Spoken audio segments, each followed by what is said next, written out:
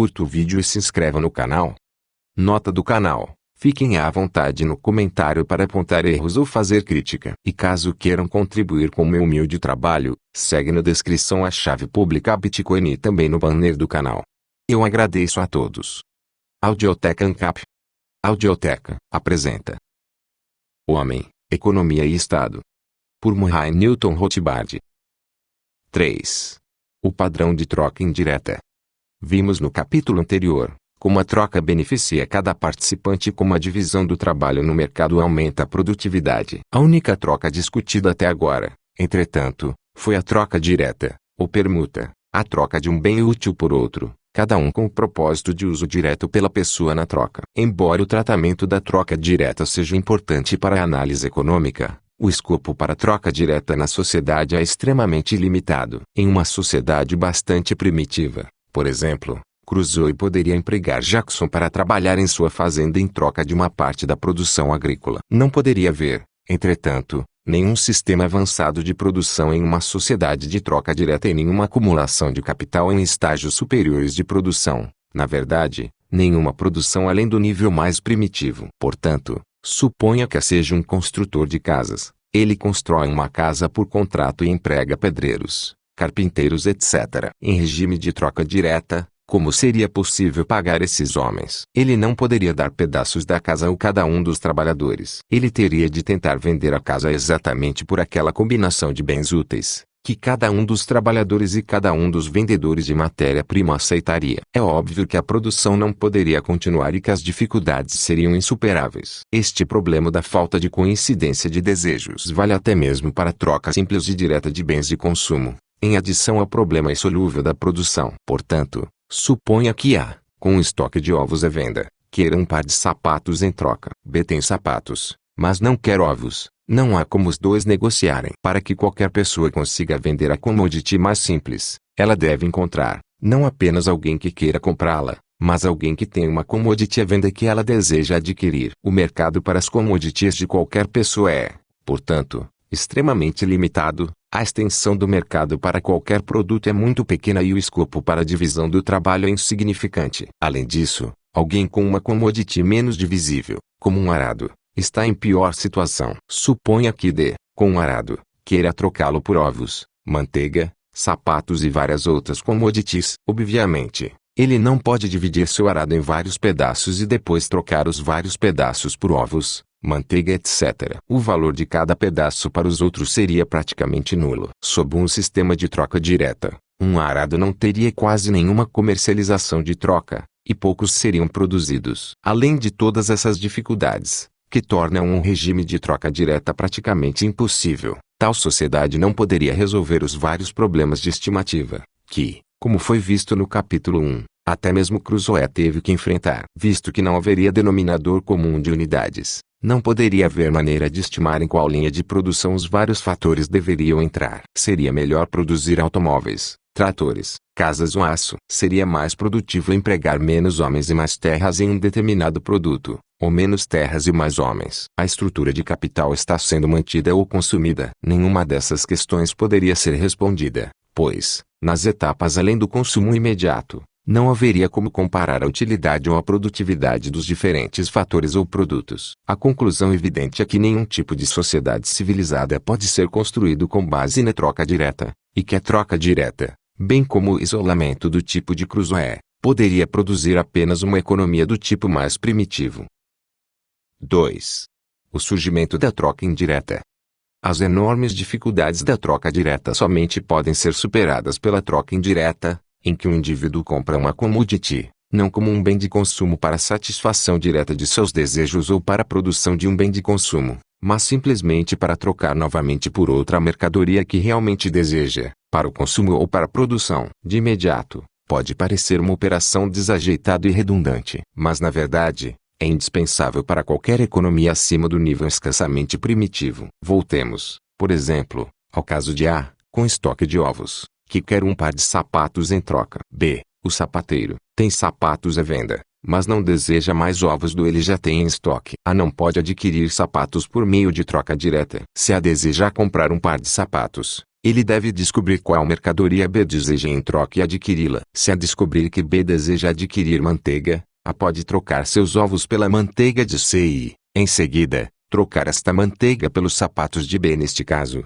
a manteiga tem sido usada como meio de troca indireta. A manteiga valia mais para do que os ovos. Digamos que a troca foi de 10 dúzias de ovos por 10 libras de manteiga, depois por um par de sapatos. Não porque ele quisesse consumir a manteiga ou usar a manteiga para produzir algum outro bem, em uma fase posterior da produção, mas porque a manteiga facilitou muito a obtenção dos sapatos em troca. Assim, para a manteiga era mais comercializável do que seus ovos e valia a pena comprá-la por causa de sua comercialização superior. O padrão da troca é mostrado na figura 30. Figura 30. Padrão de troca indireta. Ou considere o enorme benefício que D, o proprietário de um arado, obtém usando um meio de troca. D, que gostaria de adquirir muitas commodities, mas descobre que seu arado tem uma comercialização muito limitada, pode vendê-lo em troca de quantidades de uma mercadoria mais comercializável. Por exemplo, manteiga. A manteiga, por um lado, é mais comercializável porque, ao contrário do arado, sua natureza é tal que ela não perde seu valor por completo quando é dividida em pedaços menores. D, agora, usa a manteiga como meio de troca indireta para obter as várias commodities que deseja consumir. Assim como é fundamental para a experiência humana que haja uma grande variedade de recursos, bens demandados e habilidades humanas, também é fundamental que haja uma grande variedade na comercialização das várias commodities. O que tende a aumentar a comercialização de uma commodity são sua demanda para uso por mais pessoas, sua divisibilidade em pequenas unidades sem perda de valor, sua durabilidade e sua transportabilidade por grandes distâncias. É evidente que as pessoas podem aumentar enormemente a extensão do mercado para seus próprios produtos e mercadorias, trocando-os por commodities mais comercializáveis e usando estas como meio de troca por mercadorias que desejam. Assim, o padrão de trocas D, do produtor de arado, será como mostrado na figura 31. D, primeiro, troca seu arado pela manteiga de X1 e, em seguida, usa a manteiga para trocar pelos vários bens que deseja usar, com X2 por ovos, X3 por sapatos, X4 por cavalos, etc. Figura 31. É feito da troca de uma commodity menos comercializável por uma mais comercializável. À medida que as commodities mais comercializáveis, em qualquer sociedade, começam a ser escolhidas pelos indivíduos como meio de troca, suas escolhas rapidamente se concentram nas poucas commodities mais comercializáveis disponíveis. Se devisse, por exemplo, que os ovos são uma commodity mais comerciável do que manteiga, ele trocaria seu arado por ovos e os usaria como meio em outras trocas. É evidente que, como os indivíduos se concentram em apenas algumas commodities selecionadas como meio de troca, a demanda por essas commodities no mercado aumentaria enormemente. Pois as commodities, na medida em que são usadas como intermediário, têm um componente adicional na demanda por elas. Não apenas a demanda por seu uso direto, mas também uma demanda por seu uso como meio de troca indireta. Esta demanda por seu uso como meio é sobreposta à demanda por seu uso direto, e esse aumento na demanda composta pelo intermediário selecionado aumenta enormemente sua comercialização. Assim, se a manteiga começa como uma das commodities mais comercializáveis e, portanto, é cada vez mais escolhida como meio, esse aumento na demanda de mercado por manteiga aumenta muito a própria comercialização que a torna útil como intermediário. Em primeiro lugar, o processo é cumulativo, com as commodities mais comercializáveis tornando-se, enormemente, mais comercializáveis e, com esse aumento, estimulando seu uso como intermediário de troca. O processo continua, com uma lacuna cada vez maior entre a comercialização do intermediário e as outras commodities, até que, finalmente, uma ou duas commodities são muito mais comercializáveis do que quaisquer outras e são geralmente usadas como intermediário de troca. A análise econômica não se preocupa com quais commodities são escolhidas como intermediário de troca. Isto é assunto para história econômica. A análise econômica da troca indireta é válida independentemente do tipo de commodity usada como meio em qualquer comunidade em particular. Historicamente, muitas commodities diferentes têm sido, comumente, usadas como intermediário. As pessoas em cada comunidade tendiam a escolher o produto mais comercializável disponível: tabaco, na Virgínia colonial; açúcar, nas Índias Ocidentais; sal, na Abissínia; gado, na Grécia Antiga; pregos, na Escócia; cobre, no Egito Antigo e muitos outros, incluindo miçangas, chá, conchas de cauri e anzóis. Ao longo dos séculos, o ouro e a prata, espécie, evoluíram gradualmente como as commodities mais amplamente utilizadas como meio de troca. Dentre os fatores de sua alta comercialização estão sua grande demanda como ornamentos, sua escassez em relação a outras commodities, e sua grande divisibilidade e durabilidade. Nas últimas centenas de anos, suas qualidades comercializáveis levaram à sua adoção geral como intermediário em todo o mundo. Uma commodity de uso geral como meio de troca é definida como dinheiro. É evidente que, enquanto o conceito de meio de troca é preciso e a troca indireta pode ser distintamente separada da troca direta, o conceito de dinheiro é menos preciso. O ponto em que um meio de troca entra em uso comum ou geral não é estritamente definível, e se o meio de troca é ou não dinheiro, só pode ser decidido por investigação histórica e pelo julgamento do historiador. No entanto, para fins de simplificação, e já que vimos que há um grande ímpeto no mercado para que um meio de troca se transforme em dinheiro, passaremos a nos referir a todos os intermediários de troca como dinheiro. 3. Algumas implicações do surgimento do dinheiro. O estabelecimento de um dinheiro no mercado aumenta enormemente o escopo de especialização e divisão do trabalho, amplia imensamente o mercado para todos os produtos, e torna possível uma sociedade em um nível produtivo civilizado. Não apenas os problemas de coincidência de desejos e indivisibilidade de bens são eliminados, mas os indivíduos agora podem construir um edifício cada vez maior de estágios remotos de produção para chegar aos bens desejados. Estágios de produção intrincados e remotos agora são possíveis, e a especialização pode se estender a todas as partes de um processo de produção, bem como a tipo de bem produzido. Assim, um produtor de automóveis pode vender um automóvel em troca de dinheiro, por exemplo, manteiga ou ouro, e depois trocar o ouro parcialmente por trabalho, parcialmente por aço, parcialmente por cromo, parcialmente por pneus de borracha, etc. Os produtores de aço podem trocar o ouro parcialmente por trabalho, parcialmente por ferro, parcialmente por máquinas, etc. Então,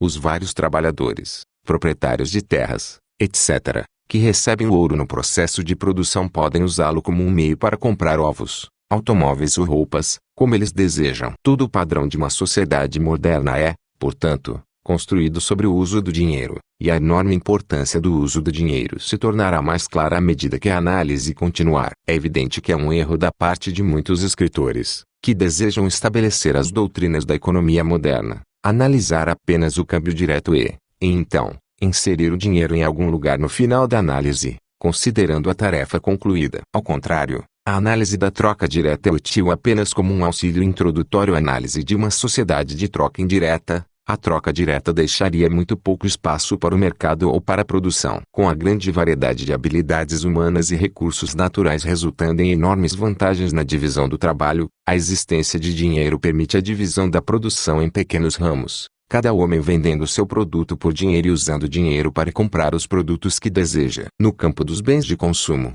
um médico pode vender seus serviços, ou um professor os seus, por dinheiro e, em seguida, usar o dinheiro para comprar os bens que demanda. Na produção, um homem pode produzir um bem de capital, vendê-lo por dinheiro e usar o ouro recebido para comprar o trabalho, a terra e os bens de capital de ordem superior necessários para a sua produção. Ele pode usar o excedente da receita em dinheiro, sobre o dinheiro gasto em fatores, para comprar bens de consumo para suas próprias necessidades. Assim, em qualquer estágio da produção de qualquer produto, um homem emprega terras e fatores de trabalho, trocando dinheiro por seus serviços, bem como pelos bens de capital necessários, e então vende o produto por dinheiro para ajudar no próximo estágio inferior de produção. Este processo continua até que os bens de consumo finais sejam vendidos aos consumidores. Estes consumidores, por outro lado, obtêm seu dinheiro comprando por meio da venda de seus próprios bens, sejam bens de consumo duráveis ou serviços em produção. Este último pode incluir a venda de serviços de mão de obra,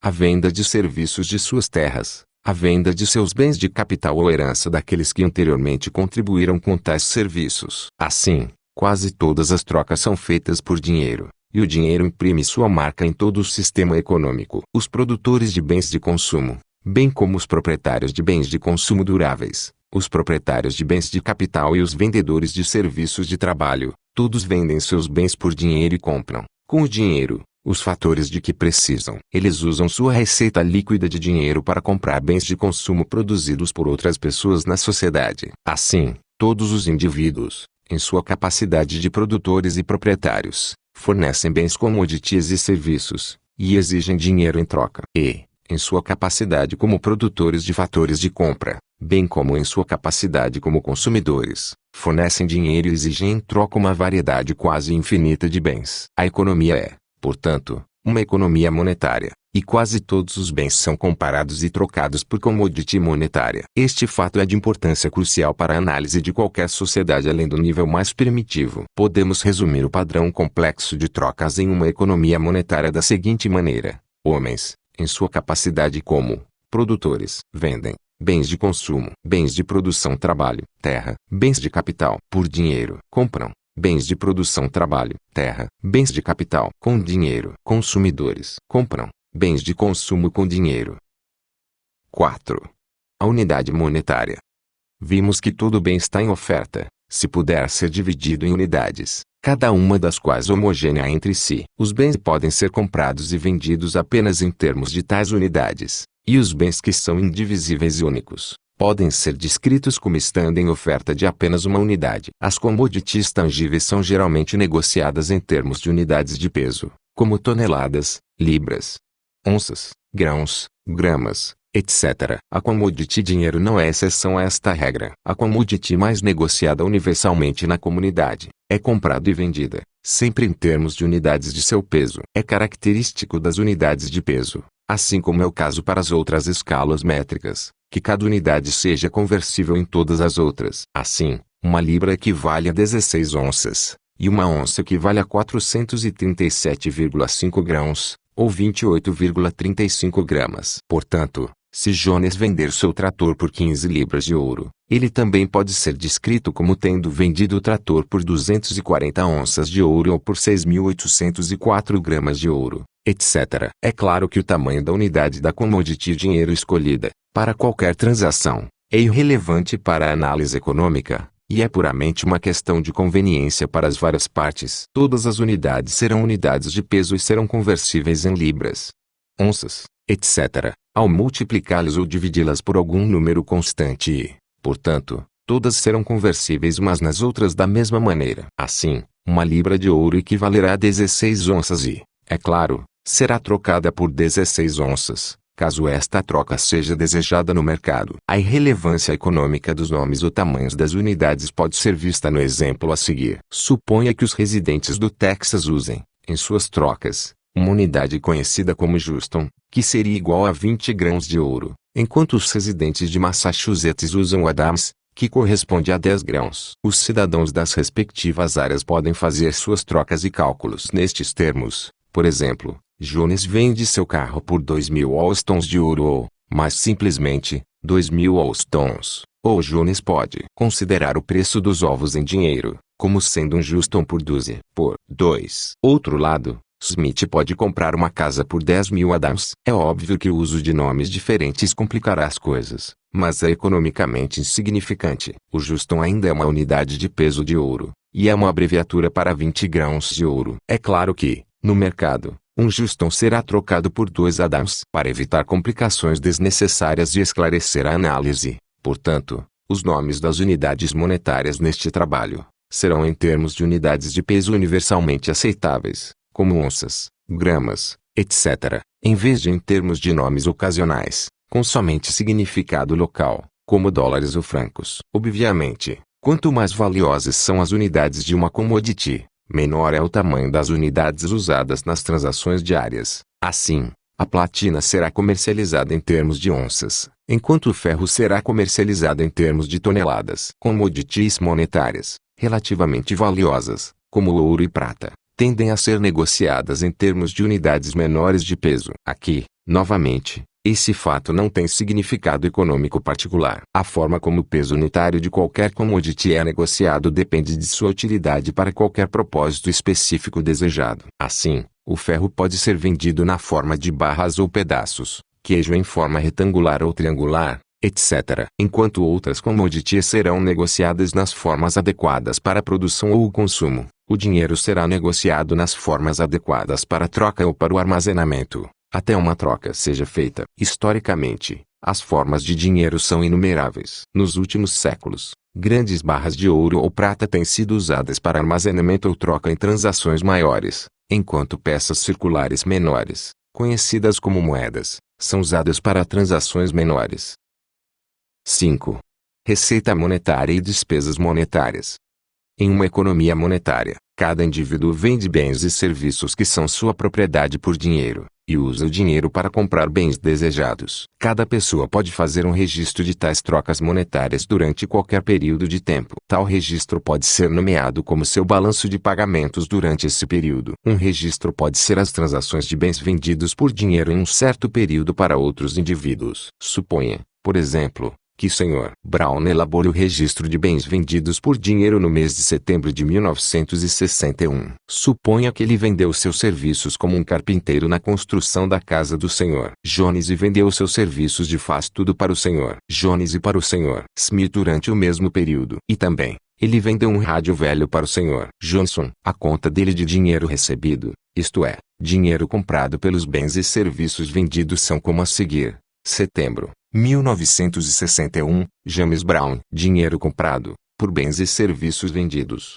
20 onças de ouro, 5 onças de ouro, 1 onça de ouro, 26 onças de ouro. Trabalho como carpinteiro para Jones. Trabalho como faz tudo para Jones Smith. Rádio antigo para Johnson. Da conta, nós sabemos que pelas vendas de bens e serviços dele durante este período, Brown comprou 26 onças de ouro. Este total de dinheiro comprado é seu total de receita monetária durante esse período. É claro que, quanto mais receita monetária um homem recebe durante qualquer período, mais dinheiro ele será capaz de gastar em bens desejados. Outras coisas permanecendo iguais, uma qualificação importante que será examinada em sessões posteriores. Ele se esforçará para ganhar o máximo de receita monetária que puder em qualquer período esperado. O Sr. Brown adquiriu sua renda vendendo seus serviços de trabalho e um bem de consumo durável. Existem outras formas de adquirir receita monetária em um mercado desimpedido. O proprietário da terra pode vendê-la para fins agrícolas, locacionais,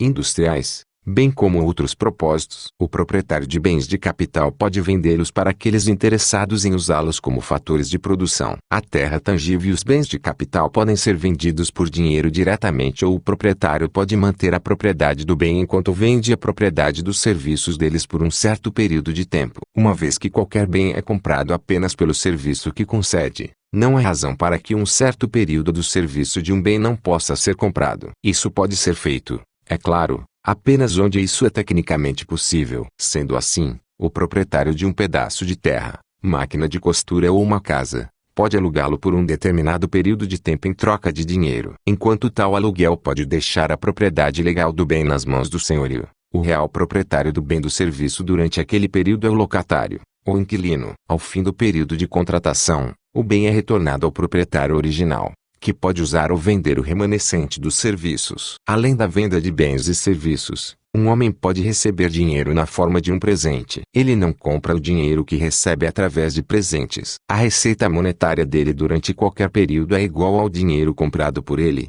mais o dinheiro que ele recebe em forma de presentes. Uma forma comum de receber um presente é através de uma herança, o resultado de um legado de morte. Sendo assim, a conta de receita monetária do Sr. Green durante o período de junho a dezembro de 1961, pode ser como a seguir. Receita monetária da venda de bens e serviços. Comprado, 28 onças de ouro, 300 onças de ouro, 15 onças de ouro. Aluguel da terra de Mr. Jones. Venda de outra terra para o Sr. Forrest. Venda de colheitadeira para o Sr. Woods. Doados, 400 onças de ouro. De presentes. Herança do tio, 743 onças de ouro. Como foi visto no capítulo anterior, a fim de primeiro adquirir o bem ou serviço que um homem pode vender por dinheiro, ele precisa primeiramente produzir ele mesmo ou comprar de alguém que produziu, ou quem, por sua vez, comprou do produtor original. Se ele recebeu dinheiro, o proprietário original precisa ter adquirido isso produzindo um bem e etc. Assim, em última análise, o primeiro vendedor de um bem de capital ou de um bem de consumo durável é o produtor original, e compradores posteriores precisam ter produzido algum serviço próprio a fim de obter o dinheiro para adquiri-lo. O vendedor de serviço de trabalho, é claro, produz o serviço diretamente no momento. O vendedor da terra pura precisa originalmente ter se apropriado de uma terra não usada que ele encontrou e transformou. Em um mercado desimpedido de economia monetária, produtores de commodities e serviços vendem seus bens pela commodity de dinheiro e, então, usam o dinheiro adquirido para comprar outros bens desejados. O dinheiro é adquirido desta forma por todos, exceto pelos produtores do ouro original no mercado, aqueles que extraíram e comercializaram ele. Entretanto, a produção de commodity de dinheiro, como com todas as outras commodities valiosas, ela própria requer o uso de terra, trabalho e bens de capital, e esses devem ser pagos pelo uso de dinheiro. O minerador de ouro, então, não recebe dinheiro de presente, mas precisa ativamente encontrar e produzir ouro para adquirir o dinheiro dele. Com o uso de dinheiro adquirido nessas várias formas, indivíduos compram bens desejados. Eles fazem em duas maneiras, como consumidores e como produtores. Como consumidores, eles compram bens de consumo que eles desejam. No caso de bens duráveis, eles podem comprar o bem inteiro ou eles podem contratar os serviços dos bens por um período de tempo especificado. Como produtores, eles usam o dinheiro para comprar os serviços dos fatores de produção necessários para produzir bens de consumo ou bens de capital de baixa ordem. Eles podem comprar alguns fatores imediatamente para usar antecipadamente todos os seus serviços futuros. Alguns podem contratar para seus serviços durante um período especificado. Sendo assim, eles podem comprar bens de capital que funcionam como matéria-prima. Eles podem comprar alguns bens de capital chamados máquinas e contratar outros, ou eles podem contratar ou comprar a terra que eles precisam para trabalhar. Em geral, assim como os consumidores não podem contratar bens duráveis de curta duração, então, os produtores não podem muito bem alugar bens de capital, apelidados de matéria-prima ou estoque, que são usados rapidamente no processo de produção. Em um livre mercado, eles não podem comprar serviços de mão de obra diretamente, como foi explicado no capítulo anterior. Sendo a vontade pessoal do homem inalienável, ele não pode, em uma sociedade voluntária, ser compelido a trabalhar para outro contra a sua presente vontade. Portanto, nenhum contrato pode ser feito para comprar sua vontade futura. Serviços de mão de obra, portanto, podem apenas ser comprados para locação, com base no regime de repartição. Qualquer indivíduo pode preparar uma conta de suas compras de outros bens com dinheiro durante qualquer período. A quantidade total de dinheiro renunciado em tais trocas é sua despesa monetária ou seu dispêndio de dinheiro durante tal período. Aqui precisa ser salientado que essa conta de gasto, bem como sua conta de renda, pode ser itemizada para cada transação ou pode ser agrupada em várias classes. Assim sendo, na conta acima, de Brown, ele poderia ter tabulado sua renda como 25 onças de trabalho em geral, e 1 onça de seu rádio. Quão amplas ou estreitas as classes são depende puramente da conveniência da pessoa que redige a contabilidade. O total, é claro, nunca é afetado pelo tipo de classificação escolhido. Assim como a receita monetária equivale ao dinheiro comprado por bens e serviços vendidos mais o dinheiro recebido como presentes, então, a despesa monetária equivale ao dinheiro vendido por bens e serviços comprados mais o dinheiro dado como presente. Sendo assim, a conta de despesas monetárias do Sr. Brown durante setembro de 1961 pode ser a seguinte: setembro de 1961, dinheiro gasto por James Brown, dinheiro vendido pelos bens e serviços comprados: 12 onças de ouro, 6 onças de ouro, 3 onças de ouro, 2 onças de ouro, comida, roupa, aluguel da casa, entretenimento, dinheiro dado, 1 onça de ouro, caridade, 24 onças de ouro. Nesta conta, Brown está gastando dinheiro puramente como um consumidor, e seu total de despesas monetárias durante o período são 24 onças. Se ele tivesse desejado, ele poderia ter subdividido a conta ainda mais em itens como maçãs, 5 onça, chapéu, 1 onça, etc. Aqui pode ser salientado que a receita monetária total de um indivíduo durante qualquer período pode ser denominada como suas exportações, e os bens vendidos podem ser denominados como bens exportados. Por outro lado, seu total de despesas monetárias pode ser nomeado importações e os bens e serviços comprados são bens importados. Esses termos se aplicam aos bens comprados por produtores ou consumidores. Agora, vamos observar e comparar as costas de renda e despesa do Sr. Brown durante setembro de 1961. O total de receita monetária de Brown foi de 26 onças de ouro, e as despesas monetárias dele de 24 onças. Isso precisa significar que 2 onças das 26 ganhas nesse período permanecem não gastas. Essas 2 onças permanecem na posse de Mr.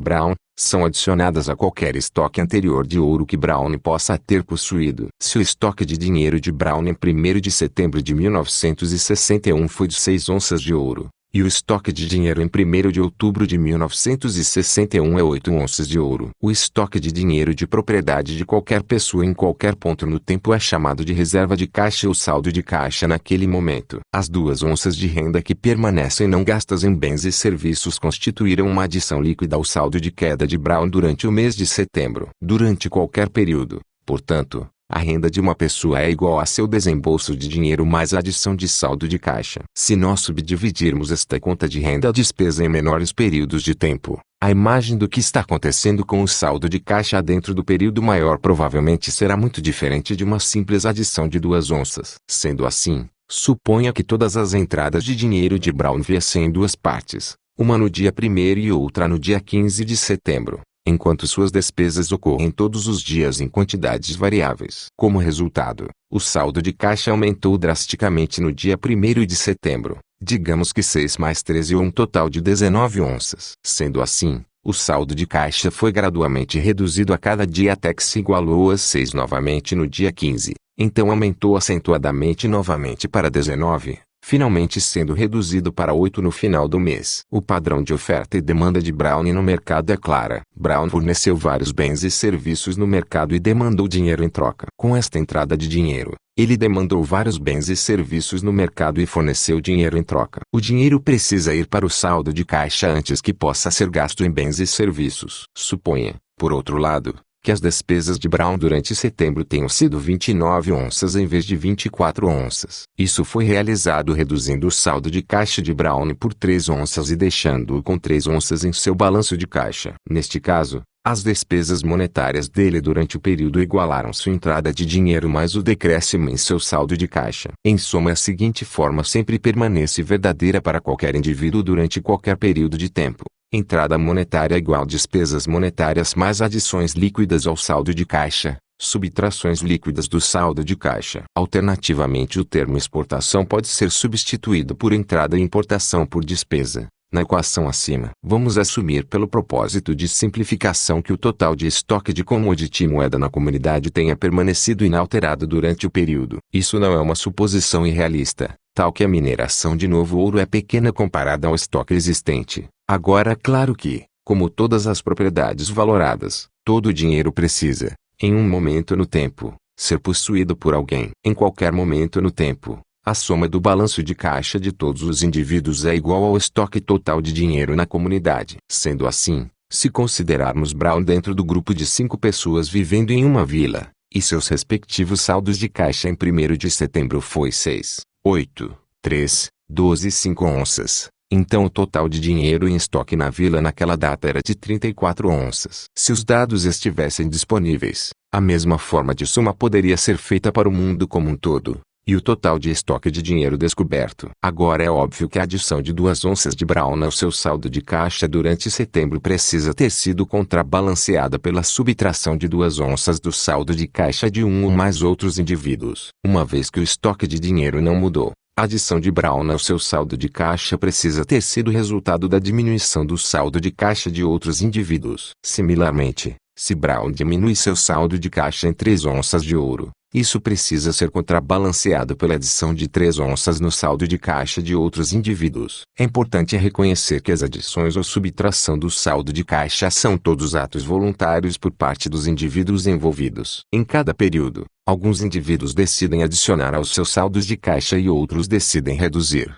e cada um toma a decisão que ele acredita que mais o beneficiará. Durante séculos, no entanto, o uso popular falacioso tem afirmado que aquele cuja receita é maior do que as despesas, que as exportações são maiores que as importações, tem um saldo favorável de comércio, enquanto aqueles cujos gastos foram maiores que a receita durante um período, que as importações são maiores que as importações, sofreram um balanço de troca desfavorável. Tal visão implica que ativa parte importante do balanço de pagamentos é parte da troca, as exportações e importações, e que as mudanças no saldo de caixa do indivíduo são simplesmente fatores de equilíbrio passivos, servindo para manter o total de pagamentos sempre em equilíbrio. Em outras palavras, isso assume que o indivíduo gasta o quanto ele quer em bens e serviços e que a adição ou subtração do seu patrimônio aparece como uma reflexão tardia. Ao contrário, mudanças no patrimônio são ativamente decididas por cada indivíduo no curso de suas ações de mercado. Sendo assim, Brown decidiu aumentar seu patrimônio em 2 onças e vendeu seus serviços de mão de obra para obter o dinheiro, dispensando compras de bens de consumo até o limite de 2 onças. Por outro lado, no exemplo posterior, quando ele gastou 3 onças mais do que ele ganhou no mês, ele decidiu que seu saldo de caixa havia sido excessivo e que preferia gastar parte dela em bens de consumo e serviços. Portanto, nunca há necessidade de ninguém se preocupar com o balanço de pagamentos de outra pessoa. O balanço de troca desfavorável de uma pessoa continuará enquanto o indivíduo desejar reduzir seu saldo de caixa, e outros estiverem dispostos a comprar seu dinheiro por bens. É claro, o limite máximo dele é o ponto em que seu saldo de caixa é reduzido para zero. Mais provável, entretanto, que ele irá parar de reduzir seu saldo de caixa bem antes deste ponto. 6. Despesas de produtores. A seção anterior se concentrou no caso do Sr. Brown, que todas as despesas monetárias foram em bens de consumo. A receita monetária dele, além da venda de bens antigos produzidos previamente, resultou da venda de serviços de mão de obra atual. Os gastos foram puramente com consumo. A renda foi derivada quase exclusivamente de sua produção de serviços de mão de obra. Todo homem precisa ser um consumidor, e, portanto, esta análise de gastos de consumidor se aplica a todas as pessoas. A maioria das pessoas ganham sua renda da venda de seus serviços de mão de obra. Entretanto, se excluirmos bens previamente produzidos, porque alguém precisa ter originalmente os produzido, todas as outras rendas monetárias precisam derivar da nova produção de bens de capital ou de consumidores. Isso é distinto dos vendedores de terras onde seus serviços, cuja propriedade deve originalmente ter derivado da descoberta e mudança de terras não apropriadas. Produtores de bens de capital e bens de consumo estão em uma posição diferente de vendedores de apenas serviço de mão de obra. O Sr. Brown, por exemplo, um vendedor de apenas serviços de mão de obra, não precisa gastar nenhum dinheiro na compra de bens de capital. Puramente de seu gasto em bens de consumo desejados, ele deriva energia para ser capaz de produzir e vender serviços de mão de obra no mercado. Mas os produtores de bens de capital e de consumo, o cerne de qualquer sociedade civilizada, uma vez que apenas serviços de mão de obra poderiam produzir muito pouco, não estão e não podem estar em uma posição tão afortunada. Para um homem produzir um bem de consumo, ele precisa obter serviços de mão de obra, os serviços de terra e de bens de capital, a fim de utilizar o know-how tecnológico disponível na produção do bem. Voltando ao problema, descobrimos que, a fim de produzir um bem de capital, o candidato a produtor precisa obter a terra, trabalho e bens de capital necessários. Cada tal produtor individual, ou grupo de indivíduos em parceria, obtém os fatores necessários, e em seguida, direciona a combinação de fatores para produzir um bem de capital. Esse processo é repetido entre numerosos indivíduos, até que o estado mais baixo de produção é alcançado e o bem de consumo é produzido. O produtor do bem de capital precisa adquirir os fatores necessários, terra, trabalho e capital, comprando-os por dinheiro e, quando o bem de capital, de ordem mais baixa, é concluído, ele o vende por dinheiro. Esse bem de capital é, por sua vez, usado para a produção de um bem de capital de ordem mais baixa, e esse é vendido por dinheiro. Esse processo continua até que o produtor final do bem de consumo a venda por dinheiro para o consumidor final. Um esquema de representação simplificado deste processo é mostrado na figura 32. As setas sólidas representam um movimento de bens em troca, como fatores são comprados por produtores em cada estágio, trabalhados em um bem de capital de ordem mais baixa e depois vendido para produtores de ordem mais baixa. As setas tracejadas em direção reversa representam o movimento do dinheiro nas mesmas trocas. O produtor de um bem de capital empregou o dinheiro que ele ganhou para comprar fatores de produção. Ele então usou esses fatores adquiridos, em conjunto com o serviço de mão de obra contratada,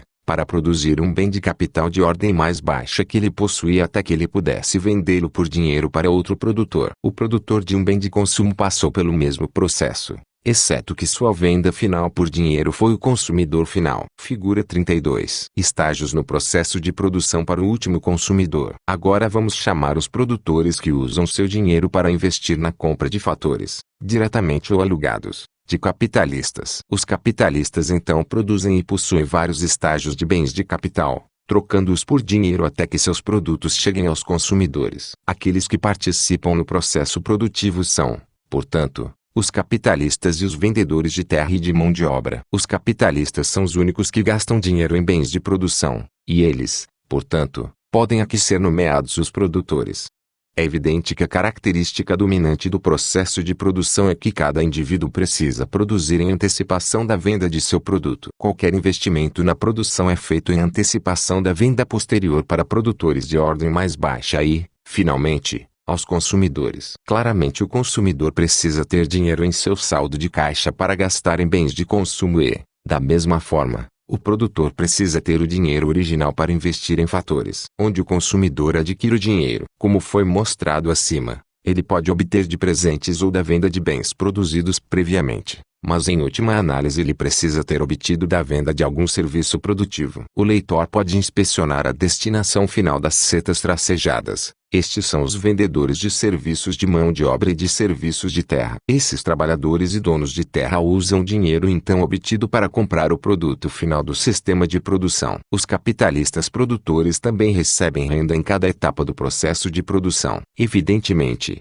os princípios regendo essas rendas requerem investigações cuidadosas, que serão realizadas a seguir. Aqui pode ser salientado que as receitas líquidas acumuladas aos donos de bens de capital não são simplesmente o resultado da contribuição para a produção dos bens de capital, uma vez que esses bens de capital são, por sua vez, os produtos de outros fatores, onde, então, os produtores adquirem seu dinheiro para investir. Claramente, das mesmas fontes apenas da renda adquirida na produção, indivíduos podem, além de comprar bens de consumo, comprar fatores de produção e se engajar no processo produtivo como produtores de um bem que não é simplesmente seu próprio serviço de mão de obra. A fim de obter o dinheiro para investir, então, um indivíduo precisa economizar dinheiro restringindo seus possíveis gastos em consumo. Este dinheiro economizado primeiro vai para seu saldo de caixa e então é investido na compra de fatores em antecipação da venda posterior do bem produzido. É óbvio que o investimento pode vir apenas de fundos que são guardados por indivíduos de seus possíveis gastos de consumo. Os produtores restringem seus gastos de consumo, guardam seu dinheiro e entram no negócio investindo seus fundos em fatores que irão produzir para eles produtos no futuro. Então, enquanto cada homem precisa gastar parte de sua renda em consumo, alguns decidem se tornar produtores de capital ou de bens de consumo e economizar dinheiro para investir em fatores necessários. A renda de cada pessoa pode ser gasta em consumo, em investimento de bens de produção, ou na adição de seu saldo de caixa. Durante qualquer período, a receita monetária de um indivíduo igual às suas despesas de consumo mais despesas de investimento mais adições ao saldo de caixa, subtrações do saldo de caixa. Despesas de investimento podem ser definidas como sendo a soma de despesas monetárias feitas em investimento em fatores de produção. Tomemos o caso hipotético do Sr. Fred Jones e seu balanço de pagamentos de novembro de 1961. Suponha que sua renda de várias fontes durante esse mês é de 50 onças. Ele decide gastar, durante o mês, 18 onças em bens de consumo, adiciona 2 onças ao seu saldo de caixa, e investe as outras 30 onças em um negócio para a produção de algum bem. É necessário enfatizar que seu negócio pode envolver a produção de qualquer bem, podendo ser uma fábrica de aço, uma fazenda, ou uma loja de calçados de varejo. Poderia ser para a compra de trigo em uma estação do ano em antecipação à venda em outra estação. Tudo isso é empreendimento produtivo, pois, em cada instância, um bem é produzido, isto é, bens são movidos um passo à frente em seu progresso ao consumidor final. Uma vez que o investimento é sempre em antecipação a uma venda posterior, os investidores estão também engajados em empreendedorismo. Em empreendimento. Vamos supor que Jones gaste seus fundos guardados em investimento em uma fábrica de papel. Sua conta de renda despesa durante novembro pode aparecer como segue no diagrama abaixo. É claro, estas figuras são meramente ilustrativas de uma possível situação. Existem inúmeras outras ilustrações. Por exemplo, poderia haver uma subtração do saldo de caixa para permitir um maior investimento. Novembro 1961, Fred Jones. Receita: por vender uma terra. 20 os. Despesa: comida. 7 os. Por vender um prédio. 30 os. Roupa. 4 os. 50 os. Abrigo. 4 os. Entretenimento. 3 os. Despesas de consumo. 18 os. Em maquinário de papel. 12 os. Em polpa de madeira. 10 os. Em serviços de trabalho. 8 os. Despesas de investimento. 30 os. Adição para o saldo de caixa. 2 os. Total. 50 os. As despesas de investimento são sempre feitas em antecipação de uma venda futura. Fatores são comprados, são transformados em produtos, e o produto é então vendido pelo empreendedor por dinheiro. O empresário faz seus dispêndios com a expectativa de poder vender o produto por um determinado preço em uma determinada data futura. Suponha que Jones faça um investimento de 30 onças com a expectativa de poder transformar seus fatores em produto, neste caso, papel, e vender por 40 onças na mesma data em novembro de 1962. Se a expectativa dele se provar correta, ele terá sucesso em vender o papel por 40 onças naquela data, e sua conta de renda, durante qualquer período que inclua a data de novembro de 1962, irá incluir 40 onças da venda de papel. É óbvio que, outras coisas se mantendo iguais, um investidor irá tentar adquirir a maior renda líquida possível de seu investimento.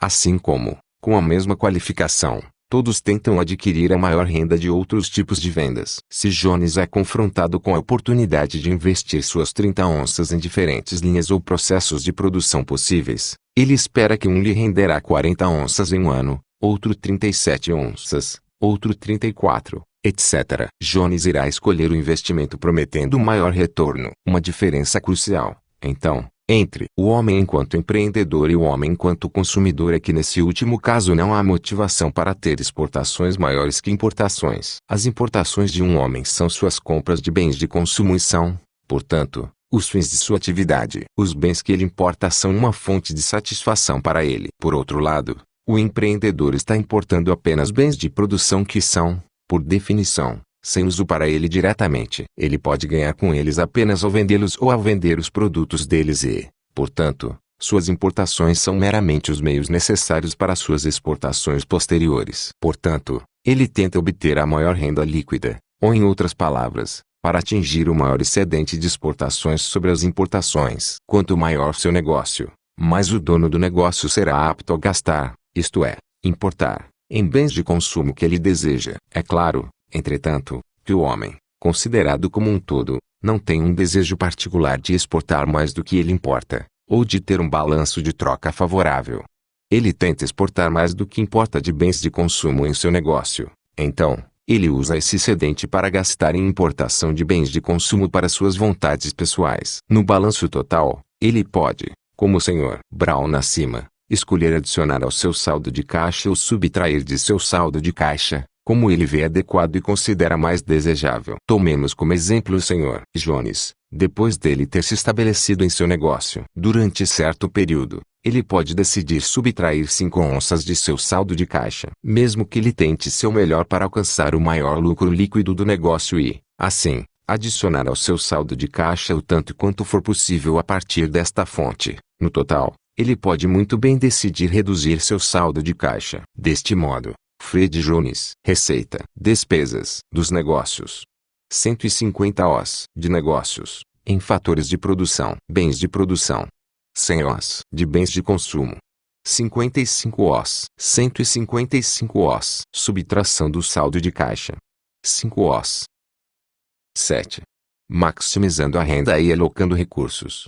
Nós vimos que, na economia monetária, se outras coisas permanecerem iguais, os homens tentarão obter a maior receita monetária possível. Se eles são investidores, eles tentarão obter o maior retorno líquido. Se eles vendem seu serviço de mão de obra, eles irão vender pelo maior retorno. Quanto maior a receita monetária deles, mais dinheiro estará disponível para despender em bens de consumo. Antes de procedermos para uma análise mais profunda da economia monetária, é importante examinar as outras coisas permanecendo iguais, ou a qualificação ceteris paribus. No capítulo 1, examinamos a verdade que em toda ação, os homens tentam obter a maior vantagem, isto é, atingir o fim localizado no ponto mais alto possível da sua escala de valor. Isso também foi chamado de tentativa de maximizar a receita psíquica ou rendimento psíquico. Isso é uma verdade praxeológica, uma lei geral válida para toda ação humana, sem qualquer qualificação. Agora, o estabelecimento de uma troca indireta, ou uma economia monetária, permite que cada pessoa obtenha um vasto número de bens de consumo que ele não poderia obter, ou mal poderia obter, isoladamente ou por meio de permuta. Como nós demonstramos nesse capítulo,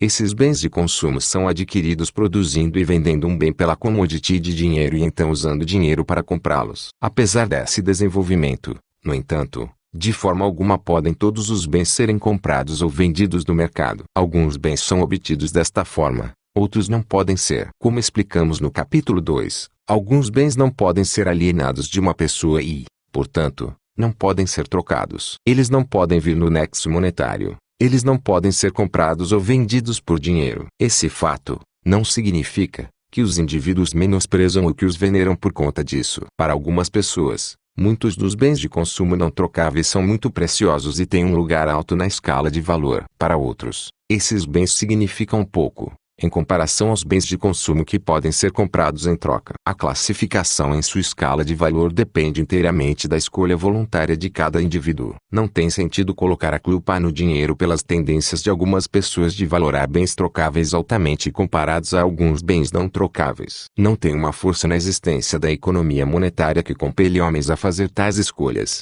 Dinheiro simplesmente permite que os homens expandam enormemente suas aquisições de bens trocáveis. Mas a existência do mercado deixa isso para cada indivíduo decidir como ele irá valorar o dinheiro e os bens que o dinheiro irá comprar, em oposição a outros bens que não são trocáveis. Na verdade, a existência da economia monetária tem o efeito reverso. Uma vez que, como sabemos pela lei da utilidade, a utilidade marginal de uma unidade de qualquer bem diminui à medida que sua oferta aumenta, e o estabelecimento de dinheiro leva a um aumento enorme na oferta de bens trocáveis. É evidente que essa grande oferta permite aos homens desfrutar de bens não trocáveis numa extensão muito maior do que, ao contrário, seria o caso. O fato de que bens de consumo trocáveis são mais abundantes permite que cada indivíduo desfrute mais daqueles não trocáveis. Existem muitos exemplos possíveis de comparações entre bens trocáveis e não trocáveis na escala de valor de um determinado indivíduo. Suponha que um homem tem um pedaço de terra contendo um monumento histórico,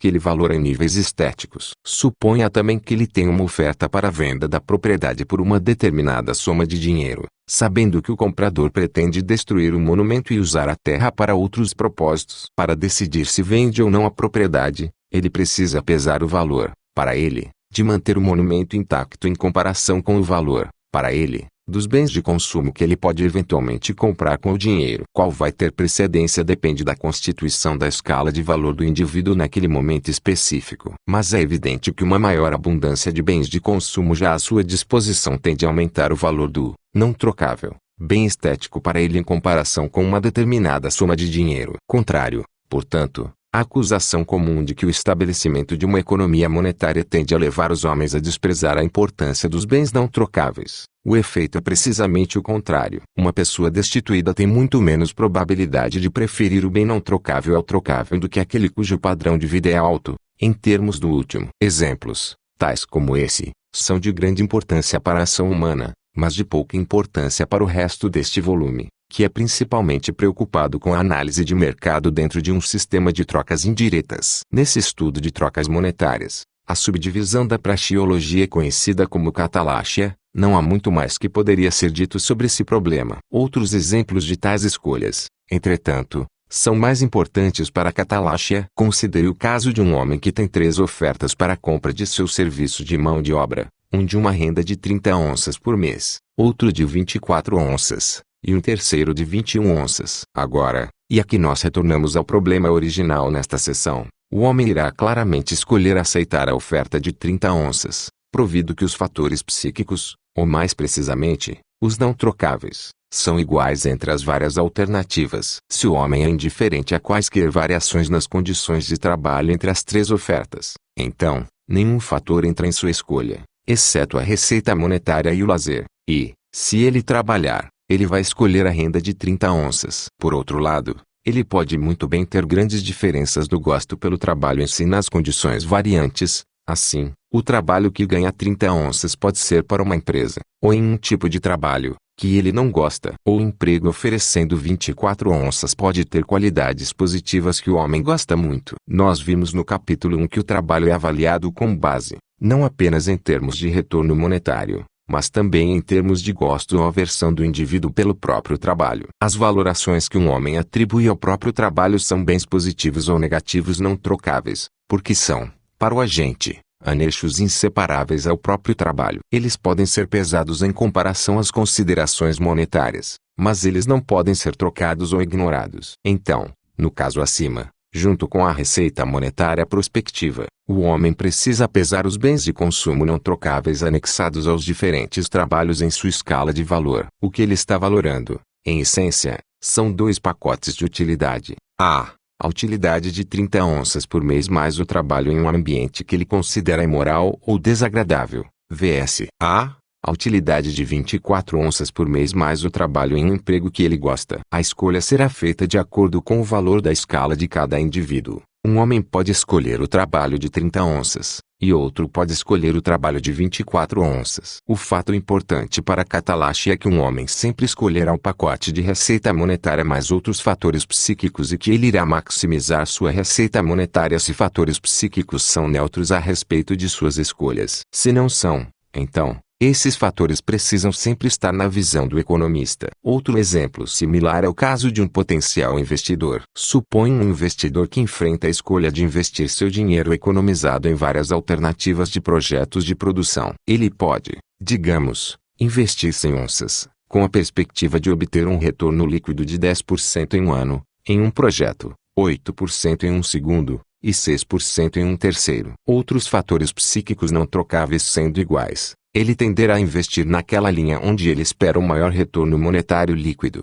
neste caso, a linha de 10%. Suponha, entretanto, que ele tem uma grande aversão ao produto que ofereceria um retorno de 10%, enquanto ele tem um grande apreço por um processo e o produto prometendo o retorno de 8%. Aqui novamente, cada anexo do investimento carrega um fator psíquico positivo ou negativo indissociável. O prazer em produzir um produto em comparação ao desgosto de produzir outro são bens de consumo não trocáveis, positivos e negativos, que o agente tem que pesar ou decidir onde fazer seu investimento. Ele não irá simplesmente pesar 10% vs 8%, mas 10% mais um processo de produção e produto não desejado vs 8% mais um processo de produção agradável. Qual a alternativa ele escolhe depende de sua escala de valor individual. Então, no caso da empresa, bem como no caso do trabalho, nós precisamos dizer que um empresário tenderá a escolher o curso que maximize sua receita monetária futura, desde que outros fatores não trocáveis sejam neutros em relação às várias alternativas. Em todos os casos, é claro, cada homem se moverá para maximizar sua renda psíquica em sua escala de valor, em que são registrados no balanço todos os bens trocáveis e não trocáveis. Na decisão do curso que maximizará sua renda psíquica, o homem, portanto, considera todos os fatores relevantes, trocáveis ou não trocáveis. Ao considerar onde trabalhar e no que trabalhar, ele precisa também considerar o bem de consumo mais universalmente desejado, o lazer. Suponha que, na base do retorno monetário e dos valores não trocáveis anexados, o trabalhador no exemplo dado acima escolhe trabalhar no emprego de 24 onças. Enquanto ele continua a trabalhar no emprego, a utilidade marginal do salário monetário por unidade de tempo que ele ganha, seja de 24 onças por mês ou 1/4 onça por hora, etc., irá diminuir. A utilidade marginal da receita monetária tende a diminuir à medida que mais dinheiro é adquirido, uma vez que o dinheiro é um bem. Na medida em que o dinheiro é desejado para um uso não monetário, tal como enfeites, ou para o uso como um acréscimo ao saldo de caixa, veja abaixo para uma discussão dos componentes na demanda por dinheiro, o acréscimo ao estoque levará a um declínio em sua utilidade marginal, assim como é no caso de qualquer outro bem. Na medida em que o dinheiro é desejado para a compra de bens de consumo, uma onça de bens de consumo também diminuirá, em utilidade, à medida que novas onças forem adquiridas. A primeira onça de dinheiro gasta em bens de consumo irá atender a maior classificação de desejos na escala de valor da pessoa. A próxima onça gasta a segunda classificação de desejo, etc. É claro, isso não será verdade para um bem custando mais que uma onça, mas essa dificuldade pode ser superada ao aumentar o tamanho de unidades monetárias tal que cada é homogênea no que compra. Consequentemente, a utilidade marginal de receita monetária tende a diminuir de acordo com o aumento da renda. Por outro lado, conforme a entrada de trabalho aumenta, o estoque de possíveis unidades de prazer declina, e a utilidade marginal do prazer abandonado aumenta. Como visto no capítulo 1, o trabalho tende a ser ofertado até o ponto em que a utilidade marginal retirada do trabalho não mais supera a utilidade marginal de lazer na escala de valor do indivíduo. Na economia de mercado, o trabalho cessará quando a utilidade marginal da receita monetária adicional por unidade de tempo não exceder a utilidade marginal do prazer retirado por trabalhar por tempo adicional. Assim, O homem aloca seu tempo entre lazer e trabalho produtivo, entre trabalho por dinheiro e trabalho em itens não trocáveis, etc., de acordo com o princípio de maximização de sua renda psíquica. Ao decidir entre trabalho e lazer, ele pondera as vantagens marginais do trabalho em comparação às vantagens marginais do lazer. Similarmente, o homem como um possível investidor precisa ponderar, não apenas as vantagens e desvantagens, monetárias e outras, de cada investimento em potencial, mas também se deve ou não investir. Cada homem precisa alocar seus recursos monetários em três, e apenas três, formas: em despesas de consumo, em despesas de investimentos e em acréscimo ao seu saldo de caixa. Suponha que para o investidor citado acima, o projeto de 10% é maior em utilidade em sua escala de valor, considerando todos os fatores. Mas então, ele precisa decidir: deveria ele investir, ou deveria ele comprar bens de consumo agora, ou acrescentar a seu saldo de caixa? A vantagem marginal de fazer o investimento será o retorno monetário prospectivo, ponderado pelas utilidades positivas ou negativas não trocáveis envolvidas. A vantagem do retorno monetário será que ele terá mais dinheiro, no futuro, que ele poderá gastar em bens de consumo. Se ele tem 100 onças de dinheiro agora e investe, em um ano ele pode ter 110 onças que ele poderá gastar em bens de consumo. Por outro lado,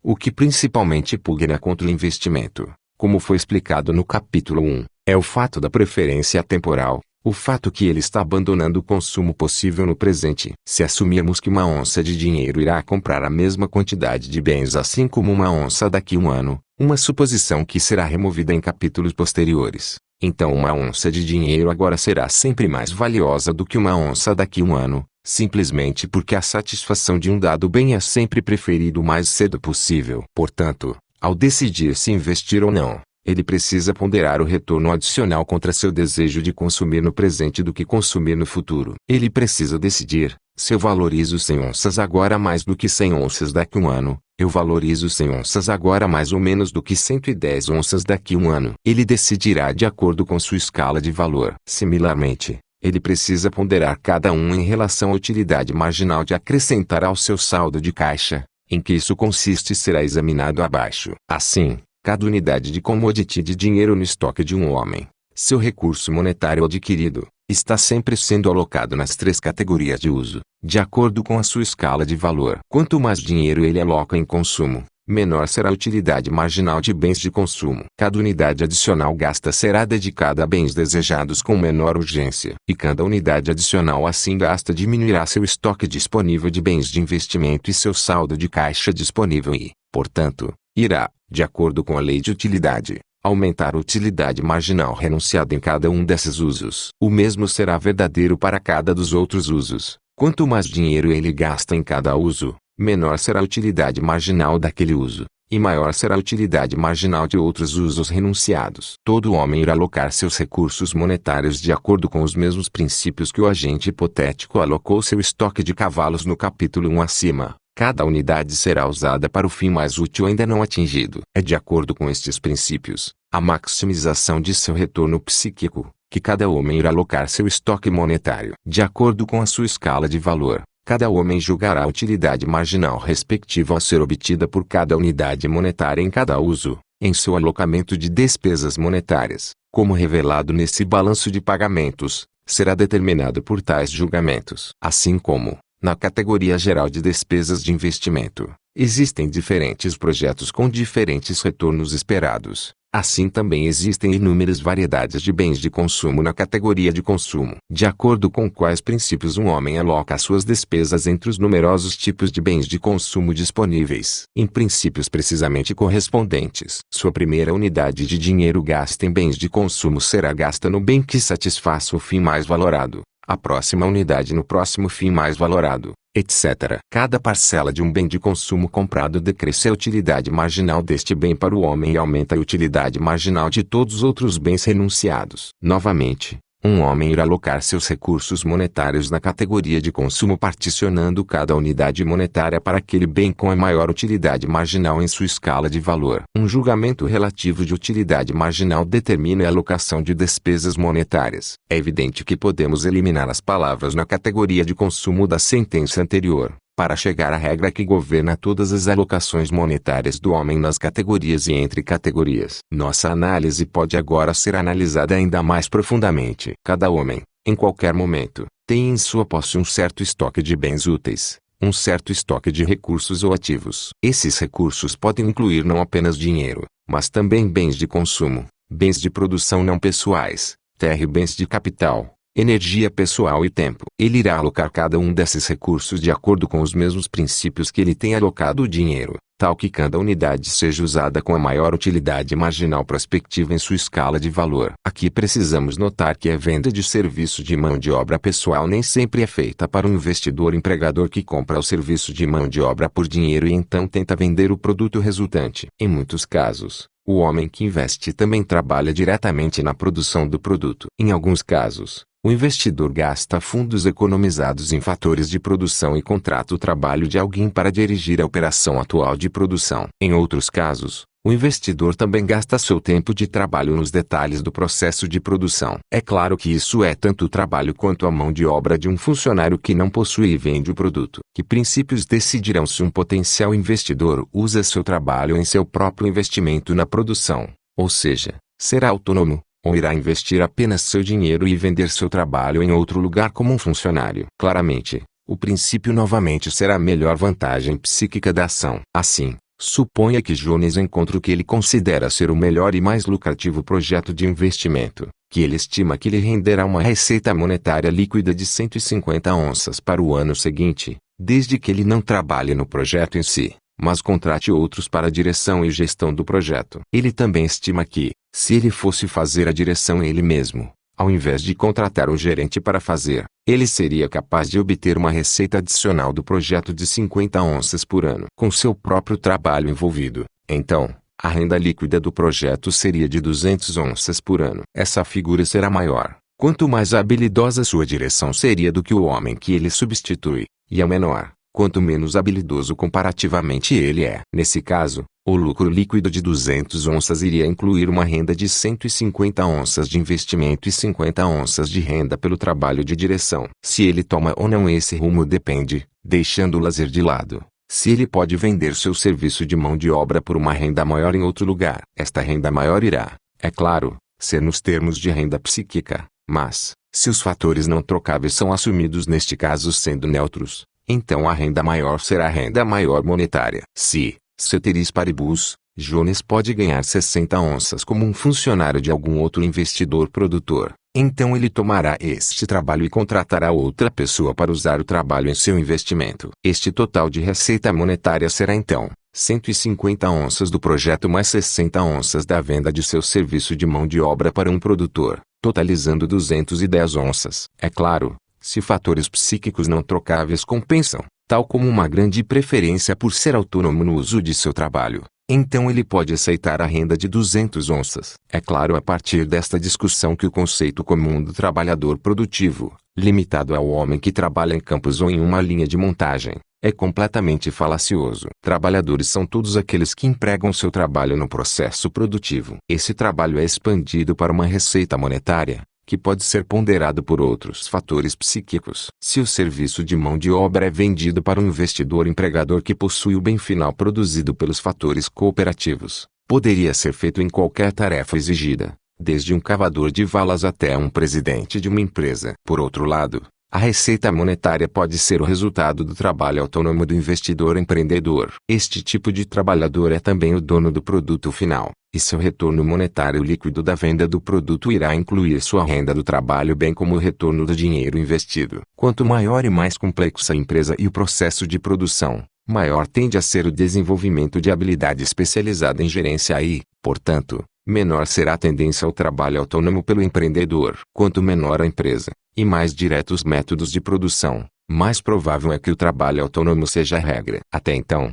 nós tratamos especificamente os princípios de alocação de trabalho e de dinheiro. Os outros recursos trocáveis que um homem pode possuir, e são nestes recursos trocáveis que a Catalaxia está interessada, são bens de consumo e bens de produção não pessoais, terra e bens de capital. Os bens de consumo no estoque de um homem são os bens duráveis. Os bens e serviços não duráveis terão desaparecido no processo de consumo deles. Agora, Como vimos no capítulo 2, qualquer bem pode ter valor de uso direto para seu dono ou valor de troca ou uma mistura de ambos. Em qualquer momento, cada dono de um bem de consumo precisa julgar em sua escala de valor se o valor de troca ou de uso direto, mais alto, é maior. Na economia monetária, o problema do valor de troca é simplificado, visto que será uma troca por dinheiro que será especialmente importante. A utilidade em sua escala de valor do maior valor de uso direto será comparada à utilidade da soma de dinheiro que poderia adquirir em troca do bem. Suponha, por exemplo, que o Sr. Williams tem uma casa.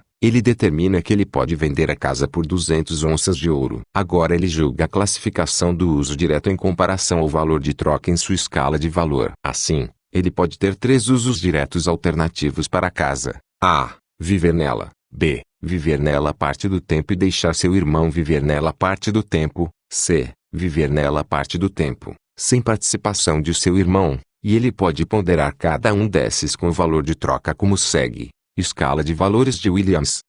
1. Uso direto de A. 2. Trocando bens por 200 onças de ouro. 3. Uso direto de B. 4. Uso direto de C.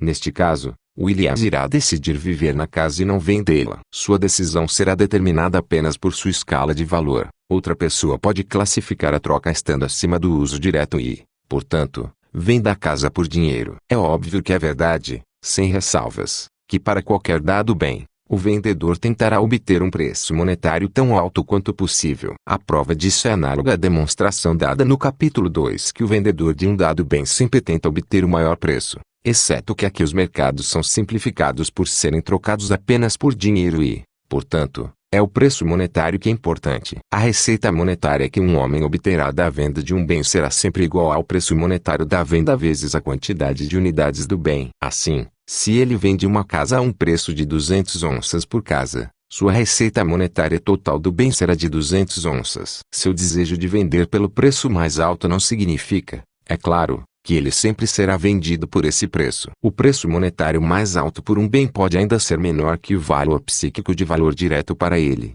como foi no caso com Williams. É possível, entretanto, que se o preço monetário para vender a casa aumentou para 250 onças, o valor de troca da casa seria mais alto do que o de uso direto.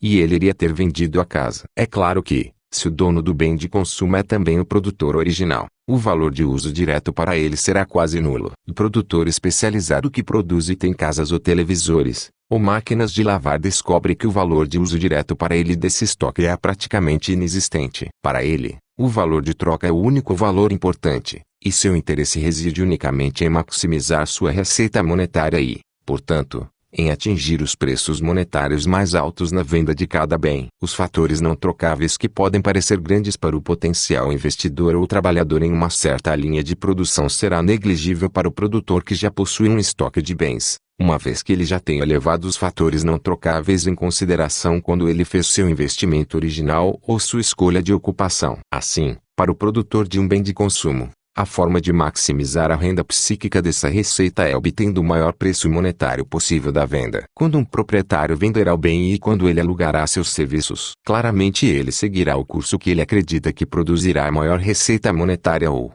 mais precisamente, a maior valoração presente de receita monetária. O que dizer do proprietário de um estoque de bens de produção não pessoais? Como ele irá alocar esses bens para atingir a maior renda psíquica? Em primeiro lugar, é claro que, por definição, bens de produção não podem ter valor de uso direto para ele como bens de consumo. Mas eles podem muito bem ter valor de uso direto como bens de produção, ou seja, como fatores de produção na fabricação de um produto mais adiante no processo de transformação em bens de consumo. Para qualquer estoque de bens de produção, ou para qualquer unidade daquele estoque, pode haver um valor de troca, um valor no uso para transformação em outro produto que, então, tem valor de troca, ou ambos. Isso também é verdadeiro para o proprietário de bens de consumo que fatores não trocáveis desempenham geralmente um papel sem negligível. O fato que ele já tenha investido e talvez trabalhado na produção ou comprado esses bens significa que ele já considerou os possíveis valores psíquicos positivos ou negativos no trabalho em si. Além disso, na economia de trocas indiretas, é apenas a não troca de bens produzidos por dinheiro que é importante, pois haverá pouco escopo para permuta. O proprietário de bens de produção é, portanto, interessado em julgar se os valores produzirão uma receita monetária maior ao trocá-los diretamente por dinheiro ou por meio da produção em um produto de baixa ordem e, então, vendendo o produto por dinheiro. Como um exemplo das escolhas que o proprietário dos bens de produção encara, tomemos Robertson. Robertson investiu em e, portanto, é proprietário dos seguintes fatores: 10 unidades de bem de produção X, 5 unidades de bem de produção Y, 6 unidades de bem de produção Z. Ele sabe, devido a seu conhecimento tecnológico, que ele pode transformar estas unidades e fatores cooperantes X, Y e Z, em 10 unidades de um produto final P. As várias unidades, é claro, são puramente unidades físicas dos variados bens e são, portanto,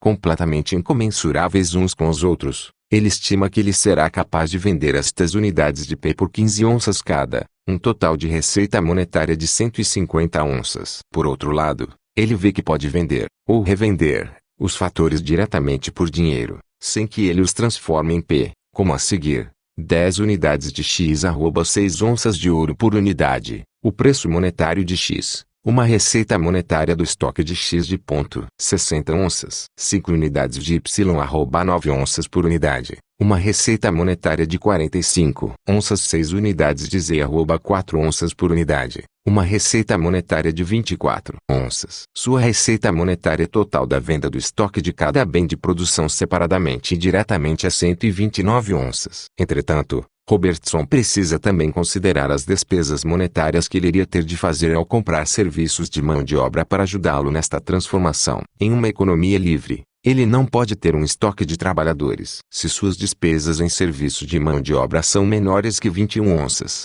então, irá compensar, para ele, pagar para transformar os fatores e vender o produto P por 150 onças. Se as despesas necessárias em serviço de mão de obra são maiores que 21 onças, então, irá compensar, para ele, vender os bens de produção diretamente por dinheiro. Em cada uma dessas vendas potenciais, é claro, é do interesse do proprietário ser possível vender pelo maior preço possível, assim, gerando a maior receita monetária de cada bem. Suponha, agora, que Robertson decidiu ir em frente com a produção e que ele agora tem em seu estoque 10 unidades de P. Não há perspectiva de ele entrar imediatamente no negócio que faria uso de P como um fator na fabricação de outro produto. Portanto, existe apenas uma alternativa disponível para seu proprietário: vender o produto por dinheiro, pelo maior preço que ele puder adquirir. Entretanto, nestes casos em que P é durável, ele ainda tem a opção de adiar a venda se ele acreditar que o preço monetário no futuro será maior. E desde que o preço maior cobrirá a desvantagem de esperar, sua preferência temporal, e as despesas de armazenar P até que a venda seja feita. O dono de um bem de produção, seja para ele um produto ou um fator, pode alugá-lo se não vender o bem todo. Para que isso fosse viável, é claro, o bem teria de ser relativamente durável. Aqui novamente, como no caso de um bem de consumo, o proprietário irá decidir na direta venda do bem ou a contratação de seus serviços durante um período de tempo de acordo com seu julgamento de qual alternativa lhe trará maior receita monetária, precisamente, o maior valor presente. Nós, assim, analisamos as ações de um proprietário de um estoque de bens de consumo ou de bens de produção na tentativa de atingir seus fins mais valorados, ou seja, ao maximizar sua renda psíquica. Fatores não trocáveis para ele serão geralmente, em importância, negligíveis, desde que eles já tenham sido descontados quando o investimento neles foi feito. Se nós deixarmos de lado o valor de bens de consumo duráveis em uso direto para alguns proprietários, o objetivo dos proprietários será maximizar sua receita monetária a partir do estoque do bem. Uma vez que a receita monetária da venda de um bem é o preço monetário do bem multiplicado pela quantidade vendida, isso significa que os vendedores tentarão atingir o maior preço monetário para seus estoques. Nesse ponto, podemos, pelo menos brevemente, começar a responder as questões que não tínhamos informações para responder no capítulo 2, dado o comportamento do proprietário de um dado estoque, o que determina o tamanho do estoque de bens. Agora, obviamente, exceto no caso de energia pessoal, esses bens precisam ter sido previamente produzidos por alguém ou previamente encontrado e transformado no caso de fatores dados puramente pela natureza. Essa produção anterior foi realizada ou pelo atual proprietário ou por alguém no passado, de quem ele havia adquirido, por troca ou presente, este estoque de bens. Os investimentos passados precisam ter sido feitos pela razão que vimos acima, a expectativa de um retorno monetário futuro do investimento. compensando pelo sacrifício de esperar consumir no futuro em vez do presente. Esse investidor prévio esperava que ele seria capaz de vender o bem por uma receita monetária maior que as despesas monetárias que ele teve de fazer nos fatores desta produção. Por exemplo, tomemos Robertson com um estoque de 10 unidades de P. Como ele adquiriu esse estoque, investindo dinheiro na compra de fatores desta produção e, então, produzindo, na esperança de fazer uma certa receita monetária líquida, ou seja, na expectativa que a receita monetária da venda de P seria maior, por uma certa quantia, do que as despesas monetárias investidas nos vários fatores. Agora, como os estoques previamente produzidos dos fatores X, Y e Z vieram a existir pelo mesmo processo, vários investidores engajaram na produção desses fatores na expectativa de uma receita monetária líquida do investimento.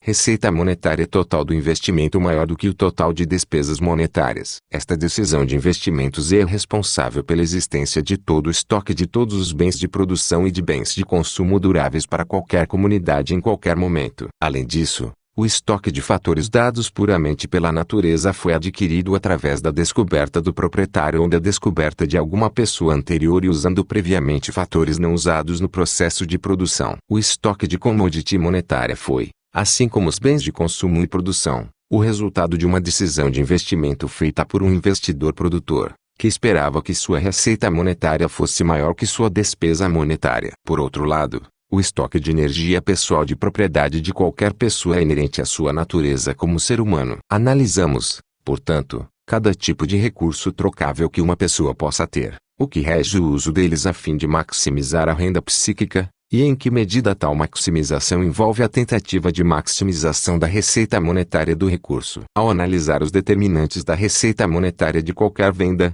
vimos que eles são a quantidade e o preço monetário, e acabamos de ver como a quantidade envolvida em determinado estoque de qualquer bem pode ser contabilizada. O que ainda continua não contabilizado são os preços monetários. Tudo o que sabemos sobre eles é que o vendedor de qualquer bem, de consumo, de produção ou serviços de mão de obra deseja vendê-lo por um preço monetário tão alto quanto possível. Bens não trocáveis na escala de valor do proprietário podem modificar esta regra, mas geralmente estas modificações serão importantes apenas para os vendedores de serviço de mão de obra. Até então, viemos considerando o homem enquanto um alocador, ou vendedor de um determinado bem, e sobre o homem como um comprador de um bem. E aqui, nós lembramos da discussão nas primeiras partes deste capítulo. Como um comprador, ele usa o dinheiro em despesas de investimento e em despesas de consumo. Em nossa discussão sobre as despesas de consumo de um indivíduo, vimos que ele decidiu sobre eles ao considerar um valor da unidade de bens. Mas o que determina o que seu valor da unidade deve ser? Quanto vale uma onça de dinheiro em ovos,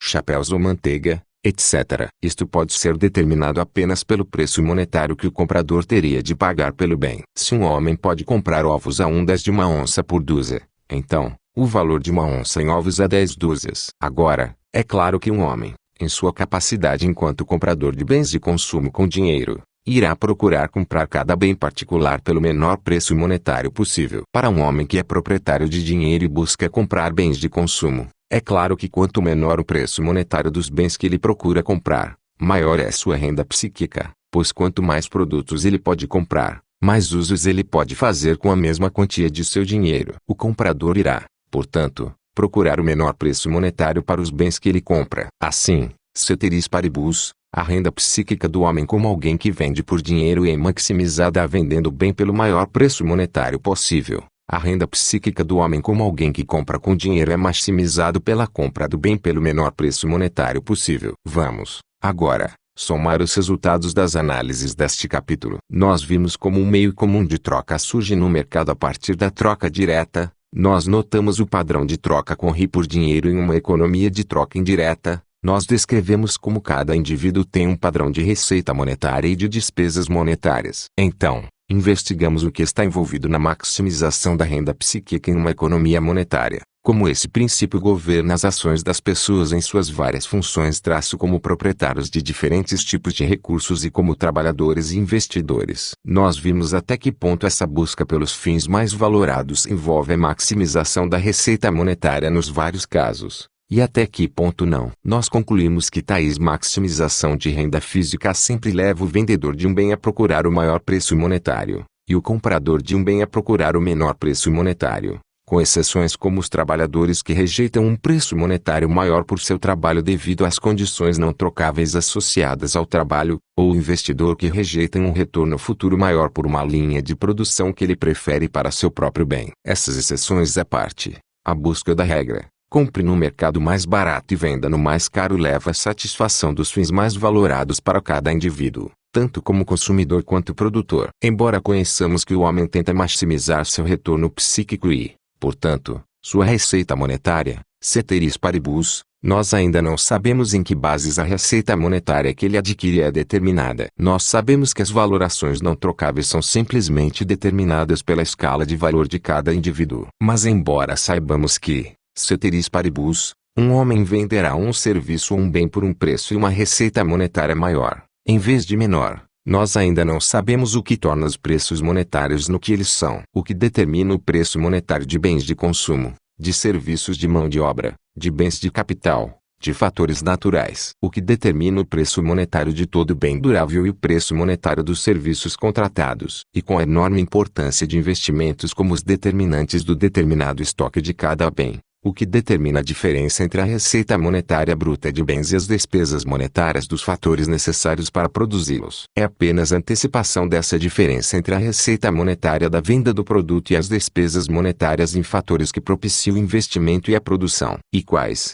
se houver, são as relações que tendem a se estabelecer entre os vários preços. Em outras palavras, toda ação humana usa recursos escassos para tentar atingir os fins mais valorados ou ainda não atingidos, ou seja, maximizar a renda psíquica. Nós vimos como isto é feito por indivíduos em isolamento e por indivíduos em troca direta, embora estes possam existir apenas em uma extensão drasticamente limitada. Nós vimos como isso é feito, em uma escala imensamente maior, na economia monetária, e nós vimos que os componentes específicos de maximização psíquica na economia monetária são, em última análise, valorações não trocáveis, quantidades de bens em estoque, e o preço monetário que esses bens podem ser trocados no mercado. Nós explicamos as operações das valorações não trocáveis, e indicamos muito brevemente como a quantidade do estoque dado de cada bem é determinada. Temos agora que investigar o problema clássico na análise de troca indireta, a determinação de preços monetários. A análise de preços monetários,